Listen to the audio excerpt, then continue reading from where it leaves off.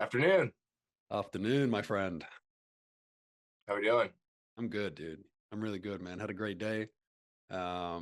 Spent the morning climbing and working out, and then came home and pretty much spent the rest of the day organizing my taxes. Woo. Yeah, one of the beautiful things that we do as human beings. Right. But I don't know, man. I kind of enjoyed it. It was just like when you just get in the zone and you're kind of going through everything and everything's kind of matching up and falling into place. And I was just getting into it. And yeah, now I'm here. How about you, man? How's your day? Good, good. Yeah, I did a fair amount of tree work, did three different job sites today and yeah, weather was pretty nice, little cool, but it's a good day. Nice. Nice. Yeah, you called me a bit earlier today and asked me what I wanted to talk about today. And I want to talk about hunting. I want to talk about how it has affected my life, my experience with it. Obviously, you can share your experience with it as well. Excited to hear you share as well. Um, and I want to cover as much of this topic as possible and give people a well-rounded perspective of what's going on, right? Um, I know there's a lot of people that have never even hunted, right? And so they're coming from a place of non-experience. And so my desire is to be authentic as possible and do this as much justice as I possibly can. Speak about the fact that it's been an ancient human practice. I mean, it's been there since the beginning of time. It's why we're still alive, Mhm. and why we've been able to adapt and progress the way we have.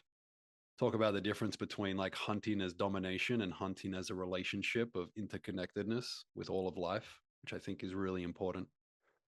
It's hard for some to understand, but really excited to talk about that.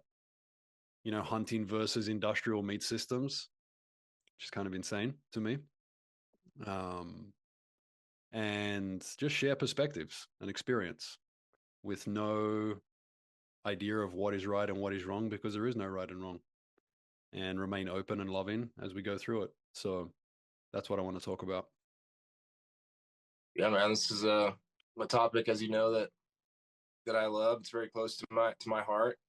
My birthday trip every year is our hunting trip in Michigan. And I get my closest family and friends to come with me, and we've got a pretty solid group now, and it's always so much fun. Yeah. Um, Let's but yeah, start off with that, right? Let's start off with both of our experiences with not hunting and then hunting, and then we can get into all the other shit after that. So if you want to start, go for it. yeah, man. So my family has been hunting for I think over 60 years, 60 plus years. It was a tradition that my grandfather was. I can't remember if he was. I think he was brought into it. Um, and they had a kind of a very different experience hunting I than what I experienced today, I would say. Mm-hmm. Um, without knowing too much because I wasn't around then, but basically it was kind of like a boys' club. Everyone would go up there, and that's when the boys would become men. So all my uncles went up at very young ages, in their teens, and were given rifles and out in the woods, and they were allowed to swear and drink and do all the things they weren't allowed to do, when they were back home. Um, but regardless, it was a really cool experience, and they all still hunt. And Mm-hmm. my mom's oldest brother is a very avid hunter, and um, I think he enjoys it for all the right reasons. It's brought our relationship. It's made us very close. So that's been really cool just to kind of foster that relationship with all my uncles, really. But yeah, my first time hunting, I was shortly after I graduated college. They always invited me, but I was never able to. Living in Arizona, and they hunt in the Upper Peninsula or in Michigan and in northern Michigan or the UP, depending on the year. Mm-hmm. Um, but when I went, it was very much still kind of that way where it was. I think they were trying to hold on to the past a little bit, where they would go up there and it was the weekend with no women, and all the boys get to be boys and play cards and drink, and I love that stuff too. Don't get me wrong. But I went for 6 years before I was a successful hunter, which is kind of interesting because I enjoyed all that stuff so much. Hmm. Um, and my perspective on hunting has definitely changed over the years. I was very fortunate to be there when in your first hunting experience, and that was just such a beautiful moment. But even before that, the conversations I've had around what's the purpose, what are you doing out there, and the obviously the quality of the meat is insane. Hmm. Um, but yeah, it's kind of morphed into a very spiritual experience for me. Not to say that there is no, having fun, drinking and playing cards and staying up too late, but um, yeah, it's one of my favorite times of year to get my closest family and friends, whoever's interested in going and interested in learning about it, gets an opportunity to go out there and um, yeah, it's been awesome. It's been a huge part of my life. I appreciate you sharing that, man. Like a couple of things that come up for me as you're talking is like, this boys club kind of thing. And, you know, that's what hunting was for a really long time, right? It was like a rite of passage for men to go out, for boys to become men, right? So, I mean, for a lot of like ancient tribes and stuff like that, that was the initiation project, right? That is how you became a man. And that is what pretty much all men were doing. They were hunting and they were bringing back meat so that people could survive, right? And then that definitely morphed over time, right, into our society, right, with different things. And um, but I think it's important to mention that, right, that like that's what it was for a really long time. Obviously, it was survival back then. It's not really survival anymore, right? We can survive without doing that anymore. I would question our quality of survival based on the experiences that I've had, right? For sure. Not only because of the quality of the meat, but also just the enriching experience that is and how it connects us to our ancestors in such an amazing way. But that's what comes up for me as you're sharing that. And it's really cool to hear, how it has, changed for you and morphed for you. And I know you went through a pretty cool experience where, you invited your sister and, you know, I think one or maybe a couple people in the family, weren't about it, but you were like, no, man, like this is the way it is, man. Like everyone should be able to have this experience, female, male, it doesn't matter, dude. Like I want to be around my family, I want to be around my friends, I want to introduce this to anyone that wants to be here, and I commend you for doing that. I really do commend you for doing that, man. And our camp has blossomed into such a beautiful thing. And then last year, everyone was there, and so yeah, props to you, dude. Appreciate you. That's awesome.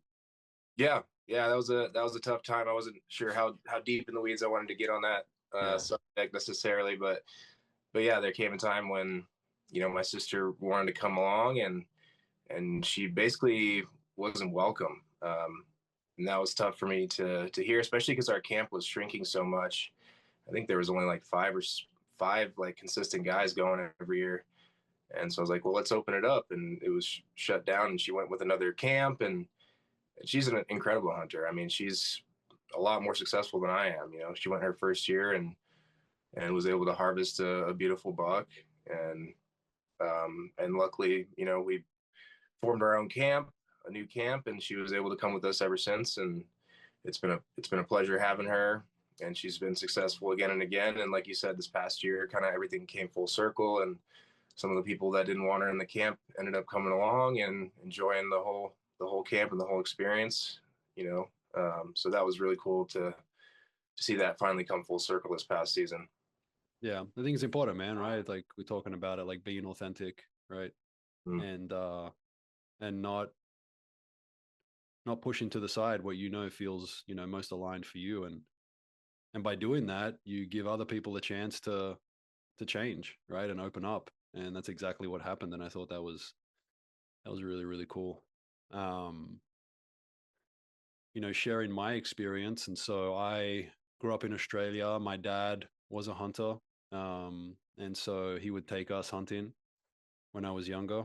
I remember being like 12, like 11, 12, 13. Um, and, he'd go hunting for like rabbits and stuff like that. Like I grew up as a fisherman, man. Like I fished a lot, right? Mm. And it's really interesting how people don't view fishing as hunting when Of course it is. you know. Um, but anyway, and so obviously different type of hunting, but still hunting, right? And the fish are still giving their life for us to get sustenance and so on and so forth. And anyway, and so I remember having those experiences. I never really hunted because I was too young at that point, right? So I never actually did anything. Obviously, I fished, but I never shot anything or anything like that. But my dad um, would give the rabbits to us to skin them and prepare them and stuff like that and cook them and all that type of stuff, right? Like he was very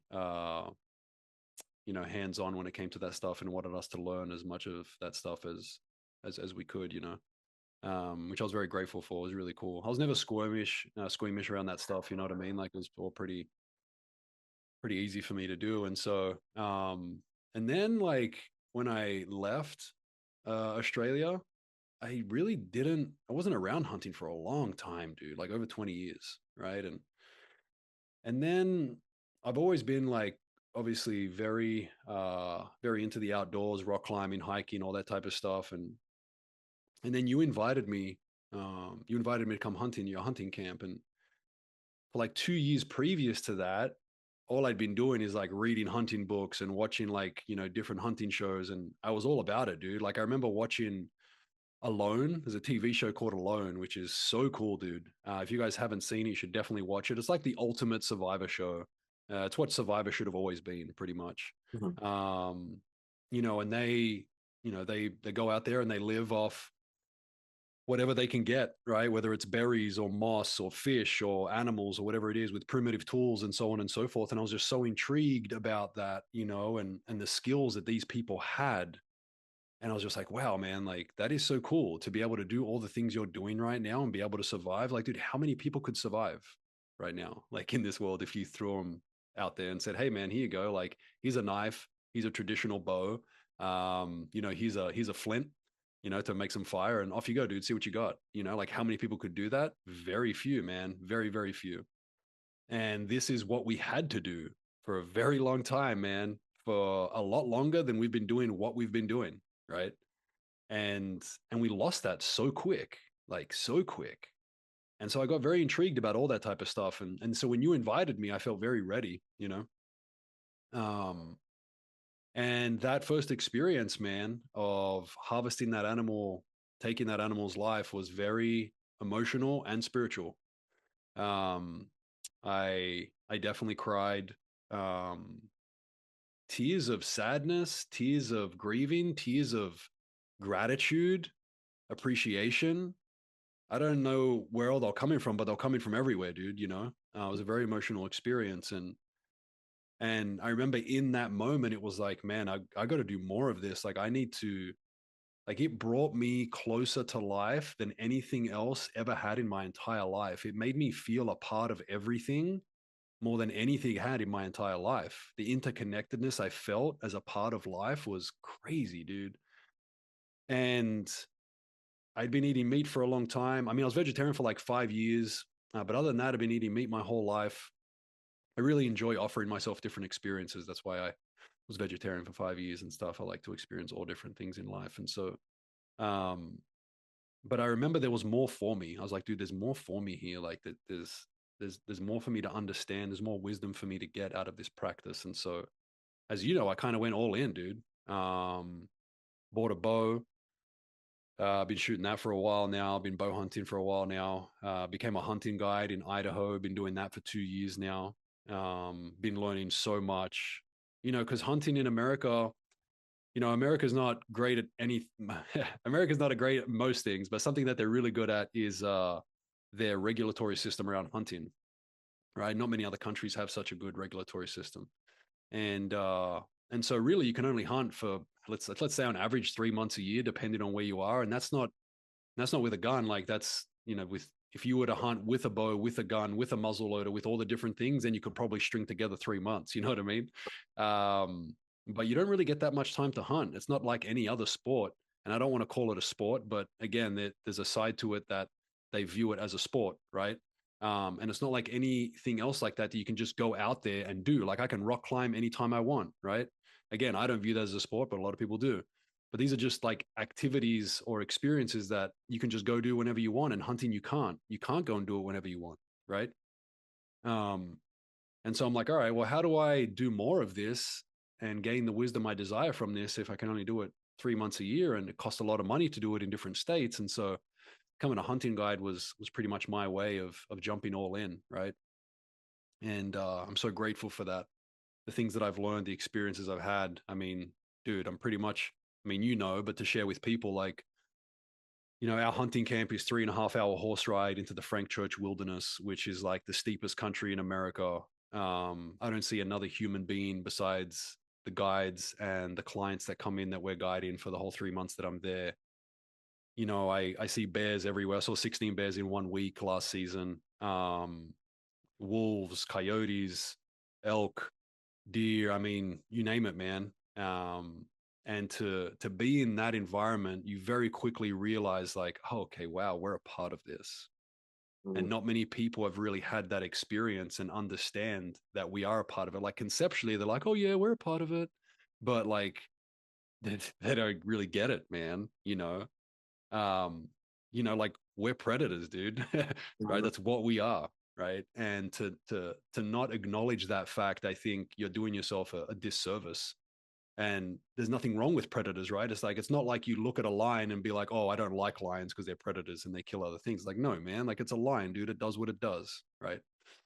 Um, It's and when funny you get, how the universe works, where I don't know if you're going to get to this, but the kind of what inspired you or got you interested was the show Alone. And then one of the guys you ended up working with in Idaho was featured on that show. Yeah. yes, Benji, dude. Benji's a beast, dude. I love that guy. Yeah. So my first year as a hunting guide, I was guiding with a person that was on that show that I used to watch. He was on season 9 of Alone. His name's Benji, and he's just a champ, dude. And just a capable human being, bro. Being around him, I was just like, wow, you're the closest thing to our ancestors that I know in regards to your skill set.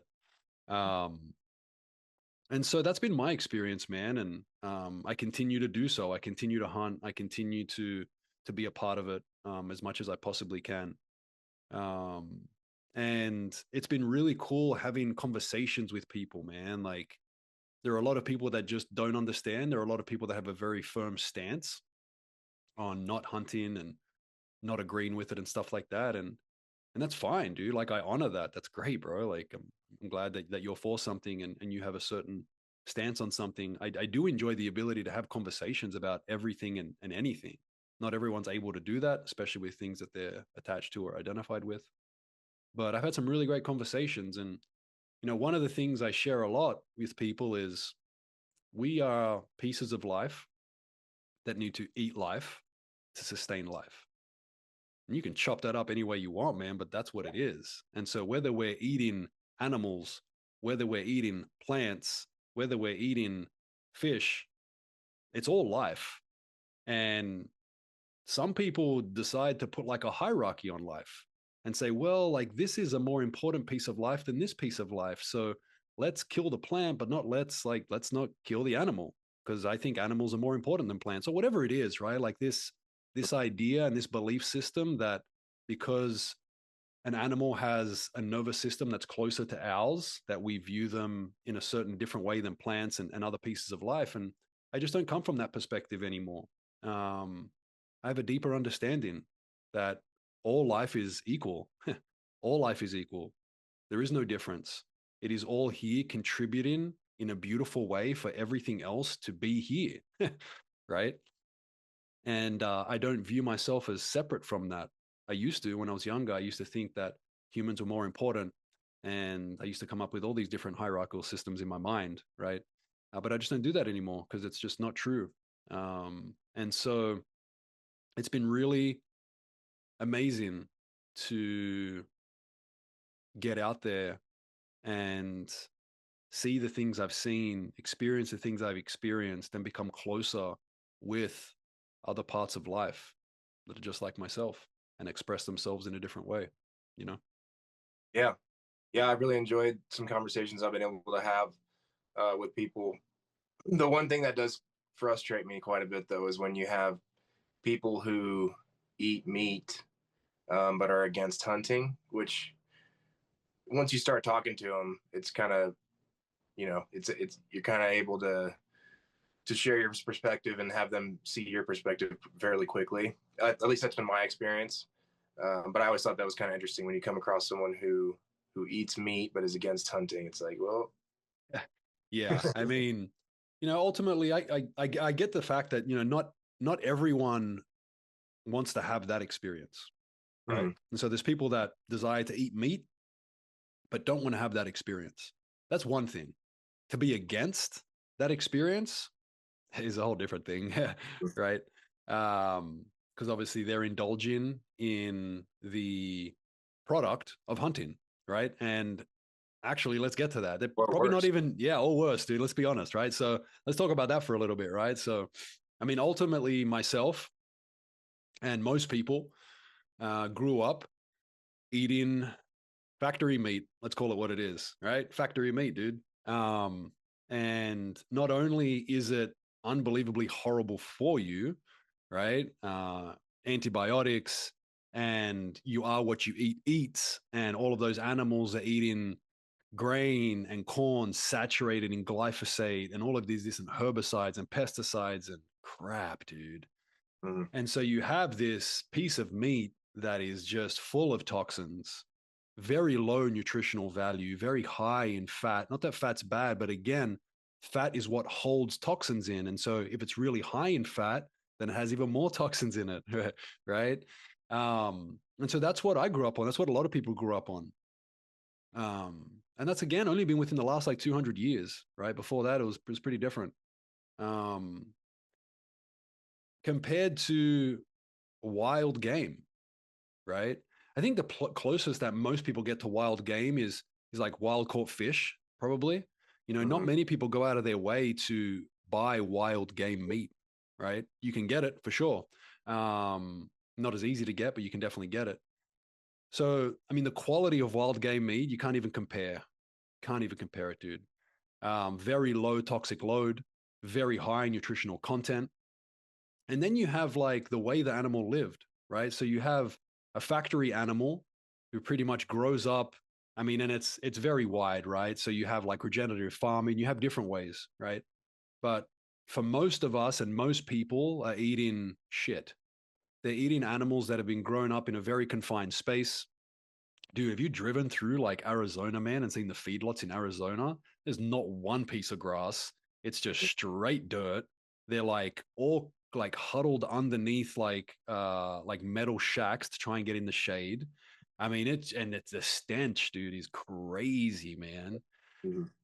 And so, I'm very grateful for the fact that people are starting to wake up, and you have people starting regenerative farms and doing it in such a more like beautiful way for the animal as well, right? So the animal can live a much more low stress life, happier life. Ultimately, the animal is still going to be harvested, no doubt about that, right? But I think it matters. I personally think it matters, right? I think a lot of things matter. I think a lot of things matter that some people don't think matter, right? And we'll get into that as well. But if anyone out there thinks that factory farming and eating factory meat is a better course of action than being a hunter and getting wild game, I would really invite you to question your beliefs because there is no side of that is a legitimate point of view. Let's just put it the nicest way possible, right? The quality sucks. The animal's life sucks comparatively to what a hunter is getting, right? And let's continue to expand on this. And again, I want you guys to understand that are listening. Like, I'm not here to say that I'm right and whatever anyone else does is wrong. Just sharing perspective here, right? These are my perspectives.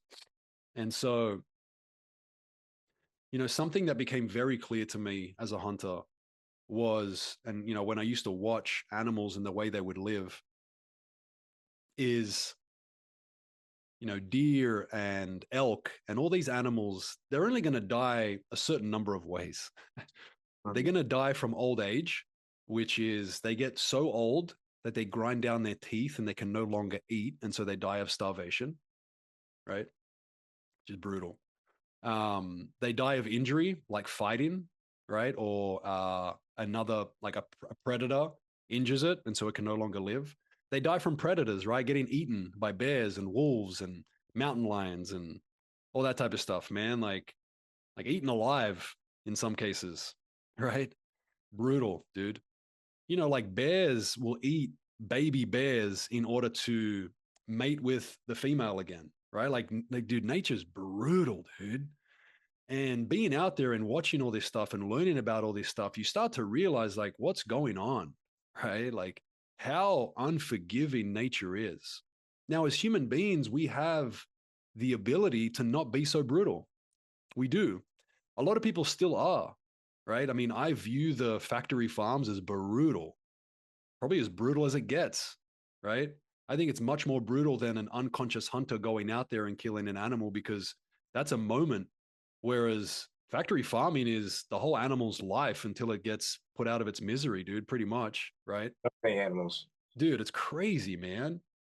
And so the death that a hunter is going to give an animal out of all the other possible ways it could die, it realistically is the cleanest and quickest it could possibly get. Now, saying that, does it always happen that way? No, it doesn't. Of course not, man. And does every hunter have that intention while they're hunting? No, they don't. Right? Let's talk about that as well, right? Like where you're coming from matters in everything that you do in life. I'll give you an example. You have two people, both people go and feed 1,000 homeless people. One person does it from a place that they want to be known as the person that fed 1,000 homeless people. The other person does it from a place of pure service. They both fed 1,000 homeless people, but who do you want to be? And does that matter? I think it does, right? And I think the same thing goes with hunting. There are a lot of people out there that are hunting from ego, domination, imbalanced perspective, right? And I don't vibe with that at all. Just like I don't vibe with a lot of the things that egoic actions result in, right? And that is not how I approach it. And that is how I view one of my jobs and responsibilities as a hunting guide is to share that with people that I guide. And the cool thing about being a hunting guide is I can choose who I want to guide, right? And so if someone is really just not in a good place and coming from a good place, I'm good, dude. I don't want to be around you, right? Now, if they're open to a new way of thinking about things, then I got all the time in the world for you, right? And so again, hunting in my perspective, isn't the problem. It's never been a problem, man. It's how we survived. It's how we got here. I think that a lot of people have been brainwashed into thinking that hunters are egoic human beings that just want to kill things. Whether it was because you grew up watching Looney Tunes and Elmer Fudd, or whether it was because of like different like social things that you've seen or spoken to, and again different movements that people are doing that again more than likely have never experienced hunting. A lot of people have the wrong idea about it, and I'm not saying that their perspective isn't being lived in any way. Yes, there are some hunters that are coming from that place, but that's everything in life. And so what do? We demonize everything because there are some people that are coming from a very egoic and unloving place? No, of course not. Our goal is to do it in a loving way, in a sacred way, to continue what our ancestors have shown us, right? And that's why I'm here, and that's why I do what I do. What do you got, man? I could keep going, Yeah. dude. No, no. Yeah, it just comes up like what you were saying. Not everyone understands what it's all about, and so a lot of people when I invite them to the hunt camp, they're like, "Oh, dude, I don't know if I could do that." It's like, and I'm like, well, I have to explain to them like that's not the point. Like it's not the point is not to go out there and kill an animal. It's a hard thing, like you said. Like every time that I've been able to in the past few years be a successful hunter, you're overcome with all sorts of emotion, like you said, sadness, grief. It's almost the hardest part of being at hunt camp is the actual harvesting of the animal. But it's also the most rewarding, especially once you get the meat back and are able to, enjoy the meat and give the animal some gratitude. I mean, I know that's something that we've implemented is always, saying our thank you even before we field dress the animal, just like really appreciating it and, spending some time with it. Um, so yeah, it's just way different than I think a lot of people. It's like a lot of people just assume we're going out there and trying to kill as many animals as we can, and but that's just not the case, and it's not like we enjoy that part of it. Yeah, exactly. Agreed. And so let's talk about that, right? Like, how do we approach it, right? And how do we invite others to approach it? For me, it starts with the preparation. Like, if I want to do my best to give this animal the cleanest death possible, then I need to be capable. I need to be ready. So I need to be fit enough. I need to practice. I need to be able to execute, whether it's with a gun or with a bow when the time comes. Not just showing up, dude, and expecting you to do well. No, man, that wouldn't be doing it the right way in my perspective, right? What Mm. I think is the right way when it comes to this. Yeah, waiting And for the right time to take the shot, and and knowing the proper tracking practices and not getting up too soon, all those things, that we've yes, learned, that I've learned from my uncle, that that we've learned together. I mean, and that's the cool thing about hunting too, is every time we go, every time you have an experience or take a shot, you learn something new. yeah, having a way to get the animal out of there, right? I Mm. mean, dude, when you're hunting, like, dude, when we're hunting elk, you're thinking about like, that last elk that we got was like 800 pounds, right? That's like over 300 pounds of meat we got off that elk, and we were 3,500 feet up from camp, and so it's like, if you're not prepared, you're gonna waste that meat, right? Mm. And if you don't know how to butcher the animal, you're going to leave a lot of meat on there. I mean, there's so many things that go into the preparation for you to have the skills to be capable enough to make sure that you're doing this animal as much justice as possible, using as much of the animal as you possibly can every single time, right? Not wasting any of it. That's huge, man. So preparation is huge.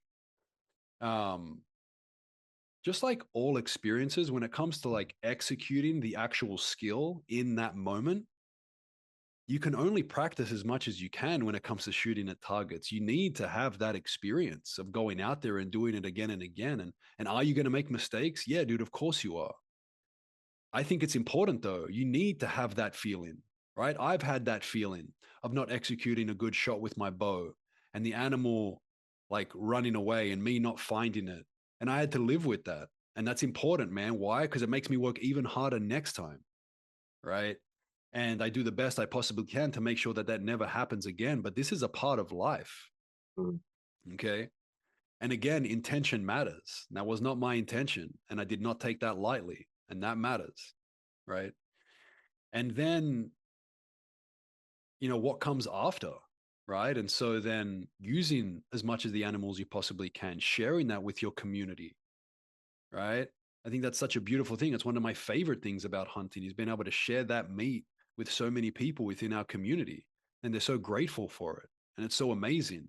And they get to taste and feel what it is like to eat such high quality meat. Right. And that's something I'm so grateful for that I love so much. And that is one of my intentions every year is to have a freezer full of wild game meat for my family and for people that come visit and for people that I can gift it to throughout the year, you know? And there's something about it, man. I don't pretend to know, but it connects me to past lives in a way that nothing else does. Again, man, how long have we been doing this for? Much longer than we've been doing what we've been doing now, I'll tell you that much. Mm. And so if this body is just a conglomerate of memory, which is what this body is, right? That's why like we look like our ancestors and we have their genes and all this type of stuff, then their experiences live in us, and the countless experiences that our ancestors have had doing this exercise, having this experience hunting, it lives within us. And when we go out there and do it, especially in such a aware and conscious way and meaningful way with gratitude, it really awakens something within us every time. Um, and so, I invite everyone that is thinking of doing this or does do this uh, to really give it the attention, to give it the reverence, and to give it the commitment that it deserves, that animal deserves from you, right? And then also giving yourself some grace, knowing that it's not always going to go the way you want it to go, and that's okay.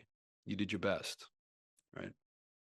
Yeah, I went 6 years before, like I said earlier, 6 years before I was actually able to be, actually able to harvest animal myself. Um, but yeah, through those experiences of watching other people, I gained such an appreciation for it. And um, yeah, I'm glad I'm still able to do it every year. Yeah. I think, something else that really, changed the way that I look at things is like, we did a episode on death, right? And this idea that nothing dies, everything is just transmuted and transformed, meaning that what we eat becomes us, right? Plants, animals, it becomes us. It lives in us. It helps us grow. It is a part of us forever. And giving that animal that like reverence and gratitude for that, like you said, we kind of have our own little ritual that we all have when we harvest the animal and stuff like that, and I'm a firm believer that that energy lives on within us, right? Um, intention matters. Intention matters. I've spoken to so many people that think intention doesn't matter, which is so interesting to me because it's like when I ask them if intention matters in every other part of life, they're like, yeah, but apparently it doesn't matter when it comes to hunting, which is very interesting to me because it matters. Like, no, like you're still killing the animals. Like, yeah, I'm not saying that I'm not, but my intention matters, right? Um, I think that's super important. I think it's one of the most important things, honestly, when it comes to it. Because if you haven't got a deep intention, then you won't do all those things. You won't prepare properly. You won't do all those things that we spoke about. But if your intention is aligned and true and loving, then you're going to go about this in the best way you possibly can. And I think that's really important. And so I would say for anyone that's looking to hunt or already does, get your intention straight, man. Yeah. Another thing I love about hunting, this might be a little out of context, but just the camaraderie, the working together with a common goal is Yeah. just such a cool aspect of it for me. I mean, I grew up playing team sports. I think, um, I just, it's just such a fun, when you get excited for someone else or when you're able to teach something, somebody something new and all that type of stuff. That's one of my favorite parts as well. Yeah. That transports me as well, dude. I mean, how long was that happening for? Mm. Fathers teaching their sons, grandfathers teaching their grandchildren all the different ways in order to be successful and all the different ways that you can bring meat back to the tribe and be viewed as, like a worthy human being to the tribe and all these different things, right? And that definitely lives on, dude. Like, I've told you this many times, like, the type of hunting that we do in the UP is not my favorite type of hunting, Mm. but being a part of what you have created there with the people there, I wouldn't miss it for the world, right? Um, and it's so beautiful to be there with everyone and to go out with a common purpose and a common goal and helping each other from a selfless place and keeping each other like honest. Yeah, you know what I mean? Keeping each other honest, dude, and keeping everyone's intention straight, right? And helping each other out. Um, it just feels so beautiful. And so again, I appreciate you for that, man.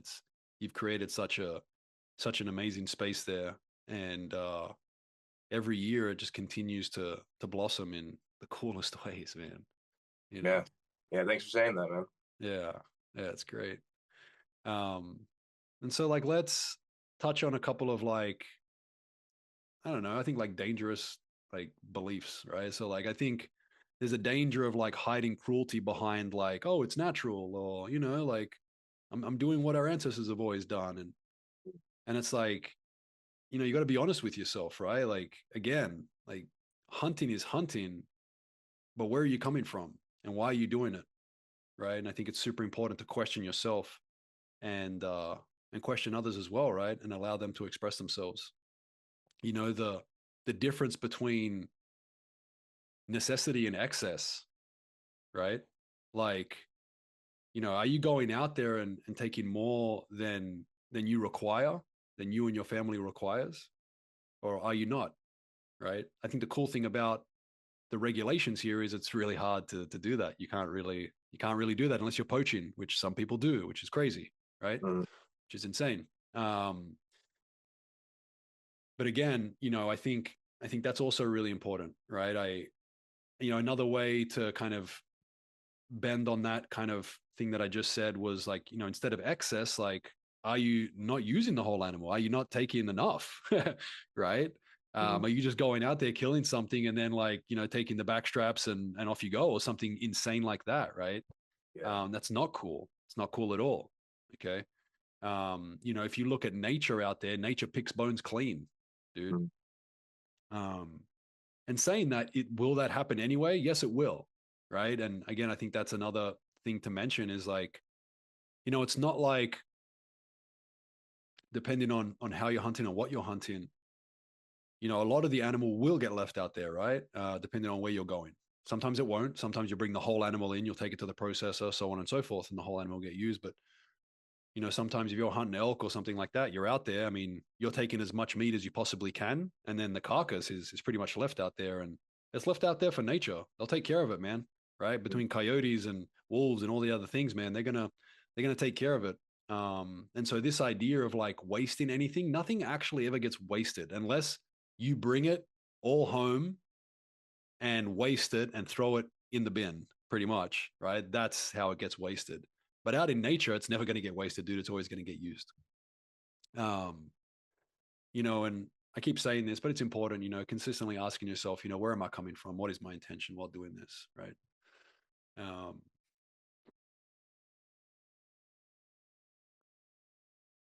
Because yeah, like Covering. you said earlier, it'd be kind of easy for those people to hide behind that statement, like you said. If well, they're like, I'll just take the back strap and the head and the horns or whatever, and leave the rest for nature. You know. Yes, correct. Right. And so it's like, you got to be, you know, you got to check yourself, dude. Just like you got to check yourself in the rest of life, you got to check yourself when it comes to hunting as well. Right. And that's why I'm saying, like, you got to be prepared. You can't go out there, man, kill a 700-pound elk and not be prepared to how you're going to get that meat out and just be like, oh, well, I'll just take as much as I can. It's like, no, dude, it's not how you do it. Right. You got to take care of that shit. That's up to you. All right. And so whether you need to, you know, call a packer that comes in with some horses and helps you get it out there, or whether you go with enough people that they can help you get it out there, whatever it is, you need to take care of that. That's on you. Right. Um, what else? I think something that gets talked about, that I want to talk about, is like predator killing. Right. And so you can kill, like in certain states, you can kill wolves, can kill bears. Obviously, you eat bears. I eat bear. Right. Um, and so, you know, a lot of people that don't have a problem with hunting obviously don't have a problem with that. But some people have a problem with killing something if you're not going to eat it, right? So you have like wolves, coyotes, uh, lynx, different things like that, right? That in certain states you're able to kill. And why are you able to kill them in certain states? Well, like I said, right? So like America has a very good regulatory system, and so they keep track of populations, and their perspective is that we have interfered so much now that if we do not continue to interfere, things are not going to be able to progress, right? An example would be if there's too many elk in one area, that's not good. If there's too many wolves in one area, that's not good, right? Nature always used to take care of itself. And then we came in and fucked shit up. And so now it is up to us to take care of that and do our best to be stewards of the land. This idea that people have that, oh, like if we just left it, everything would be fine. No, like if we left it and we left, yeah, dude, everything would be fine. But, right, then maybe everything would be fine. But we're not leaving just yet. Mm. Um, and so we need to do our best to take care of everything. And so it's interesting because, like, even if we left, would everything be fine? Well, it depends what you mean by fine. Like, everything would be, certain animals would become extinct, other animals would not, so on and so forth. Do we think that that's fine?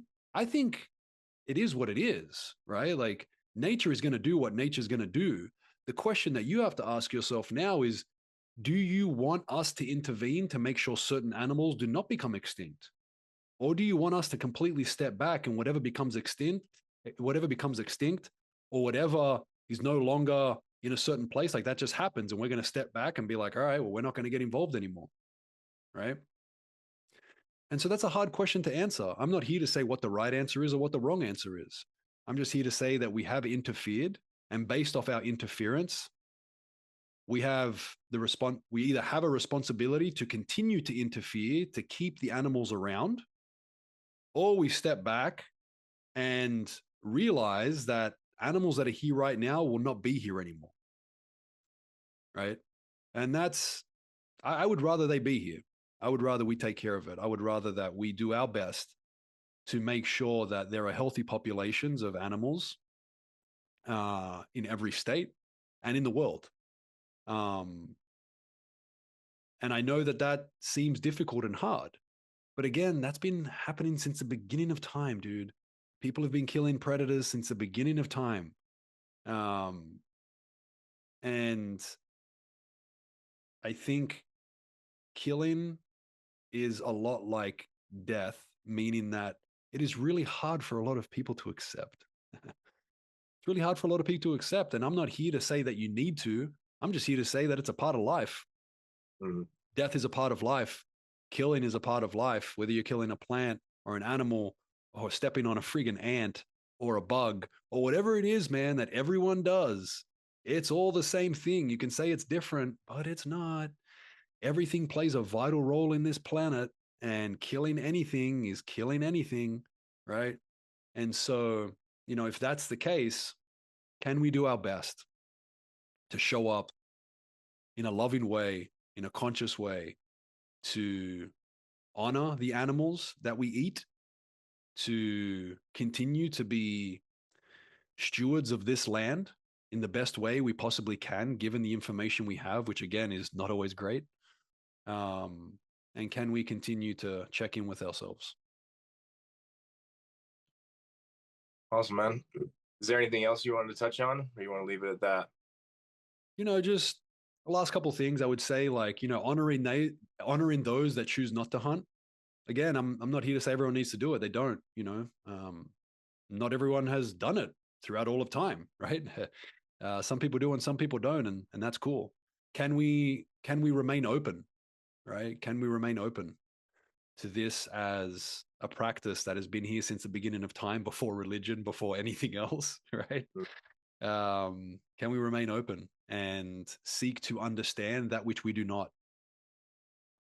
And also know that if you don't experience it, that there's a part of it that you'll never understand, just like everything in life, right?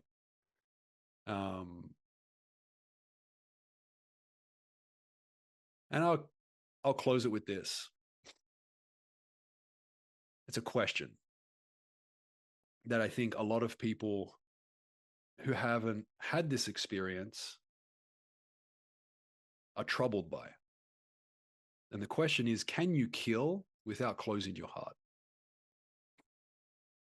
And I think it's a really beautiful question. And I know that the answer is yes. You can kill without closing your heart, because I've had that experience, right? And love, which is what we talk about a lot, isn't an action, meaning that if we are harvesting an animal and we kill an animal, that does not mean that that is not a loving act, or that that is not loving. We are very quick to define what is loving and what isn't loving based off an action, when really love is not an action. Love is a place inside of us that we can express into this world. And so again, where are you coming from? not what are you doing. I'll leave it there. I love it, man. Yeah. Love you, brother. Thanks for always creating a beautiful space. I really enjoy being able to talk about all these beautiful things, man. No matter how challenging they are for people to hear, everything should be talked about, everything should be expressed, and everyone should be able to have their own perspective, right? And so appreciate you listening, and see you guys next time.